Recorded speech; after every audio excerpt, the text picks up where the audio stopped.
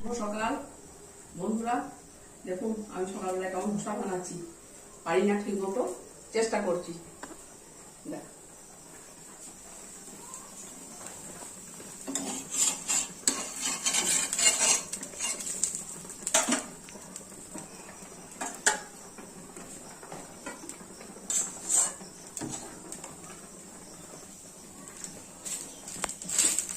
মশলাটায় কারি পাতা, ছোলার ডাল, একটু কলাইয়ের ডাল আর কালো সর্ষে দিয়েছি, একটু সাম্বার মশলা, এগুলো দিয়ে মশলাটা তৈরি করে নিয়েছি।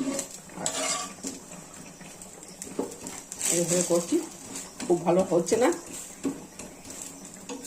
যেটা করতে পারছি এটাই আপনাদের দেখালাম। এখনো চাটনিটা তৈরি হয় নাই, বাদাম দিয়ে চাটনি তৈরি করব। এটা ঘি হচ্ছে, সর বসিয়েছি, আমাদের পরেই গরু আছে, দুধ দিয়ে ঘি তৈরি করি, সর দিয়ে ঘিটা তৈরি করি।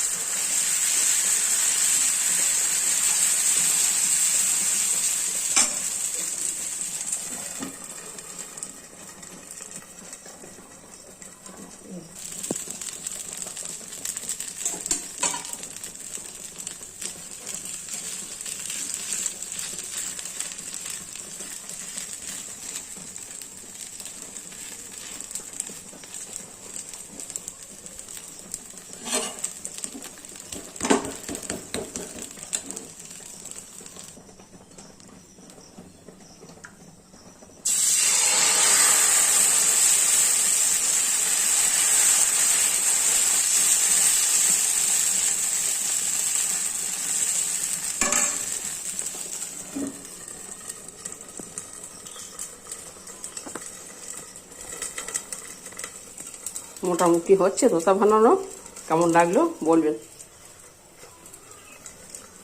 এটা সর তুলে তুলে রাখি, 10 দিন 15 দিন পরে সেটা ভালো করে ফেটে নিয়ে পরে ঘি তৈরি করে নিই।